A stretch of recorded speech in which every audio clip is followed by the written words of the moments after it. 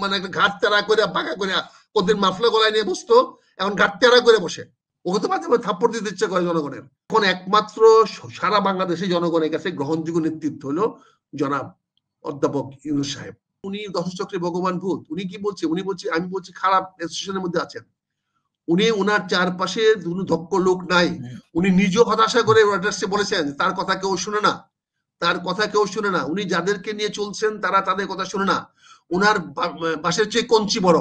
আপনি উনার যে প্রেস সেক্রেটারি দেখছেন, প্রেস সেক্রেটারি যে প্রতিদিন কথাবার্তা বলে, আপনারা যে কথাবার্তাকে শুনেন দেখছেন, মনে সেই প্রধান উপদেষ্টা। ওকে তো মাঝে মাঝে থাপ্পড় দিতে ইচ্ছে করে জনগণের। জনগণ তাকে চাইছে তাকে তো ধরো এমন কথাবার্তা বলে যেন সেরকম মানে একটা ঘাট তেরা করে বাঁকা করে ওদের মাফলা গলায় নিয়ে বসতো, এখন ঘাট তেরা করে বসে, তেরা করে কথা বলবে, ঘাট তেরা করে কথা বলে। আরে বাবু তুমি তার প্রেস সেক্রেটারি, উনি যেটা বলে সেটা বলবা, সে নিজের থেকে বলে। এই কাজে উনি তো অসহায় হয়ে গেছেন। এই প্রেস সেক্রেটারি তো এপি অফিসে বৈশা এই আন্দোলনের ইন্ধন যুগাইছে, এটা তো প্রকাশ সজীব দিয়ে প্রকাশ হয়েছে। কাজে সে তো হইলো এখন ইউনূস সাহেবের মাস্টার। ইউনূস সাহেব তার কথায় চলবে। কাজে ইউনূস সাহেব এখন ভুল জায়গায় পড়ে গেছে। ইউনূস সাহেবকে আমাদের মুক্ত করতে হবে।